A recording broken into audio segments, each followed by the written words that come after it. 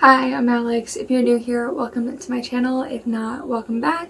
I'm a 24-year-old data analyst in the greater New York City area. I love Disney and reading. If any of those things resonate with you, I would love if you stuck around. So today I am getting my life together, aka welcome to my April reset. Quite a bit to do today. We leave for a really fun trip to Vegas in California at the end of the month, so there's a lot of planning that needs to go into this month. I know I need to get my hair done and my nails done and all of those fun things, so we're gonna try to plan some of that out right now. The first thing we're gonna start with is going over March, doing just a brief overview of my goals for March, what I achieved, my growth trackers, those kind of things. So let's see what happened in March. My first March goal was to get my debt under $10,000, which I don't think I achieved again, but only because I had to put my best friend's bachelorette party on one of my credit cards, and I'm waiting for the rest of the bridesmaids to pay me back for that. I wanted to not spend any money other than on my small business and necessities, and I failed at that as well. I wanted to file my taxes, which that I did do, and then I wanted to make $500 with delivery apps. At the beginning of the month, I was doing really well with this, and I think I ended up making $200, but honestly, it just wasn't my priority this month, so I did not hit that goal. For health, I wanted to close my Apple Watch loops daily. Didn't do that. I wanted to film 30 rides in 30 days. Didn't do that. And I wanted to walk 100 miles, which I am not sure if I achieved that or not, so I'm going to have to go through and then I'll put on the screen right here whether or not I achieved it. For myself, I wanted to schedule a dentist appointment. I've called my dentist 3 times this month. I have not gotten a phone call back, so that's great. I wanted to find a gyno. I still have not done that. I was waiting to get the dentist scheduled first. I need to finish my intro to SQL class, which I plan on doing literally as soon as I'm done filming this video, essentially, and then keep up with my one good thing per day. I have been keeping a list of one good thing that happens every day, so at the end of the year, when I'm like, ugh, what even happened this year, I can go through and look at all the things that made me happy. For my hobbies, this is probably my most successful category. I wanted to open my Etsy shop, which I did do. I wanted to make my first sale, which I did do. I wanted to write 10 pages, which I did not do, but I did come up with a new book idea and started outlining the new book. And then I wanted to read 3 books, which if I finish this today, which I only have 75 pages left, I think that puts me at either 6 or 7 books for March, so I definitely achieved that goal. Now, in terms of my growth tracker, I started the month with 52 subscribers. I don't think it's gone up that much. I'm currently at 55, which is exciting that it increased. And then in terms of Instagram followers, I think this is where I'm going to see the biggest growth. On my Disneygram, I started with 289 followers this month, and I'm at 384. So almost 5 short of 100 new followers on my Disneygram this month, which is awesome. So I did already start sketching out my bullet journal, as I said. Just did a little Daisy theme. So I'm going to time-lapse you while I color this in, and then we'll talk after.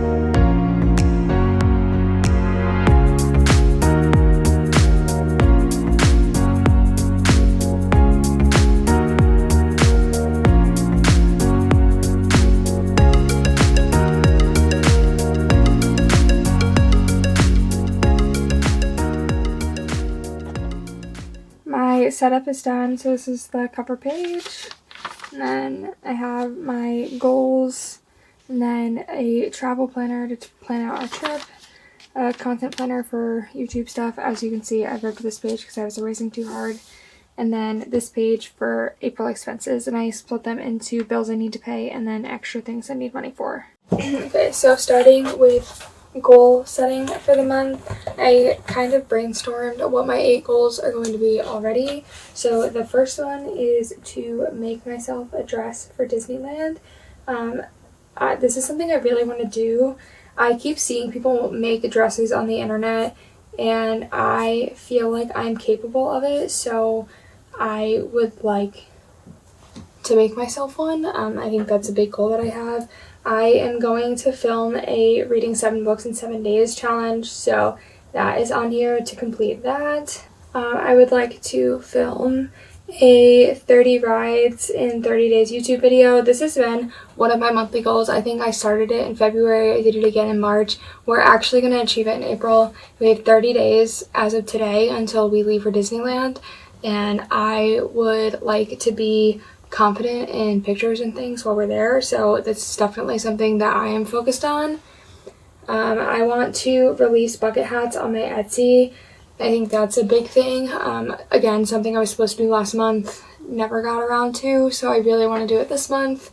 I, once again, want to get my debt under 10K. I'm like $200 off of reaching this goal, so it shouldn't be that hard.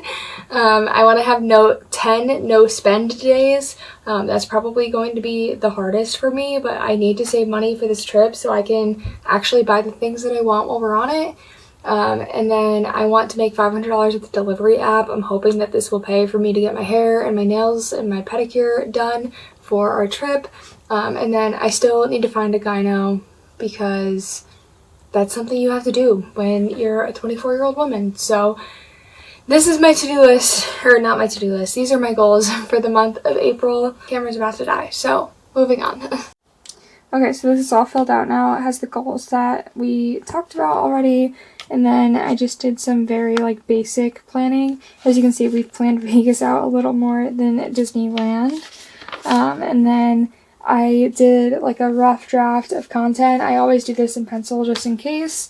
And all of my April expenses. And then for extra things, all I could think about right now is getting my hair done and needing a manicure and pedicure. But I do still need a couple of clothing pieces for this trip that I've already bought things, but I think I'm gonna go return them just because I got 2 dresses at American Eagle, but I'm not particularly in love with either of them. I think they're both really cute, but I don't know. I can't fathom paying $55 for something and seeing a picture of myself in it and not liking it.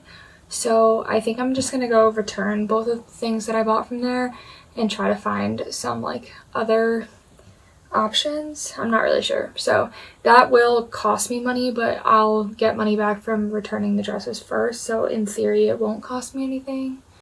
I normally break down my budget in this video, but I don't know. It's just the same every month, and I'm getting kind of bored of filming it. So I'm sure that if you watch these resets every month, you're bored of watching the same exact budget on my same exact Excel sheet. So there's nothing fun this month. There are no birthdays. There are no anything other than this trip at the end of the month. The whole month is going to be dedicated to saving money and getting ready for this trip that we're going on. So there's really not any exciting budget news other than what I just showed you that's in my expense tracker.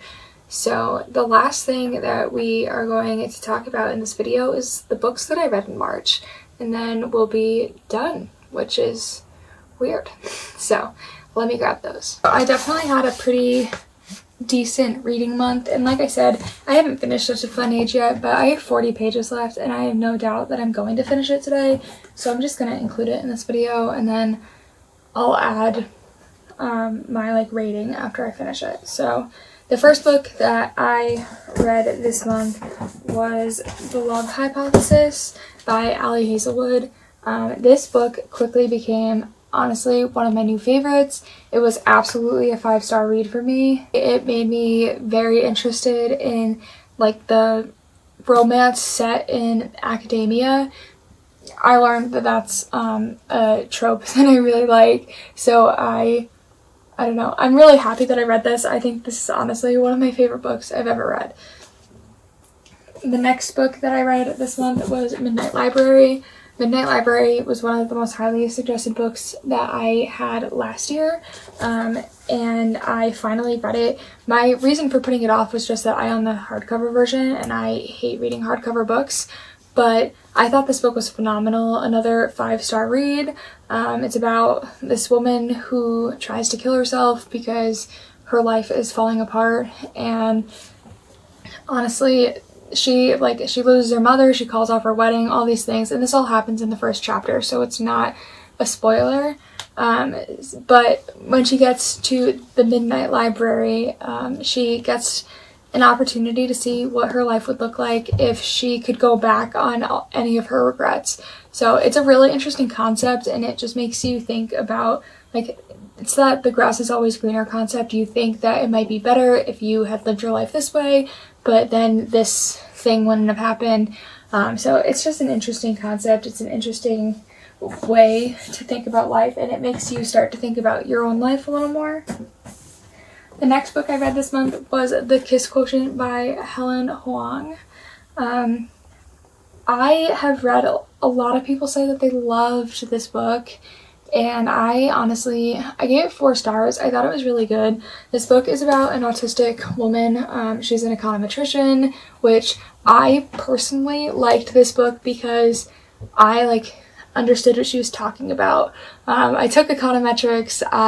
My master's degree is in a very similar thing, and I thought it was fun to get to read about something that I know a little bit about, because most people when they read this are like, what the hell is that? And they've never heard of it before. But I really liked that aspect of this book. I thought it was a little bit slow. It took me a little bit to get into. But once I was in it, the characters had me and I was sold. The next book I read this month was People We Meet on Vacation by Emily Henry. This has been sitting on my shelf on my TBR for a while, and I finally got around to it. It's about 2 best friends who go on vacation with each other every summer, and they're secretly in love. What a surprise. We've all read rom-com tropes. It's a basic friends to lovers, very slow burn. The next book I read this month was The Roughest Draft by Emily Wibberley and Austin Siegmund Broca. I saw this book randomly sitting on a shelf at the Amazon bookstore, and I had never heard of it before. I had never seen anybody talk about it, and I read the back and I was like, I need this book. So it's about 2 co-authors. It's very, very similar to Beach Read. It's about 2 co-authors who write books together, and basically publishers don't want them separately, so they're sort of forced into writing a book together again. So it's a forced close proximity to lovers trope. The last book, and again the one that I'm currently reading, is Such a Fun Age by Kylie Reid. Also, I rated The Roughest Draft 5 stars and People We Meet on Vacation 4. Such a Fun Age by Kylie Reid. I don't think this is going to end up a 5-star book for me, but it is a book about privilege. It's one of the Reese Witherspoon book club books. So the back says, Alex Chamberlain is a woman who gets what she wants and has made a living showing other women how to do the same. She is shocked when her babysitter, Amira Tucker, is confronted while watching their toddler one night in the aisles of their high-end supermarket. The store security guard, seeing a young black woman out late with a white child, accuses Amira of kidnapping. A small crowd gathers, a bystander films everything, and Amira is furious and humiliated. Alex resolves to make things right. So this book is about privilege in America, and basically it shows the rich white contrast to the poor black contrast, and how these issues should be dealt with. So it's very interesting to read. I'm not done yet. I can't really say that so far I've seen the moral of the story, but I'm sure it will come. But that is going to be it for this video. Thank you so much for watching, and I will see you in the next one.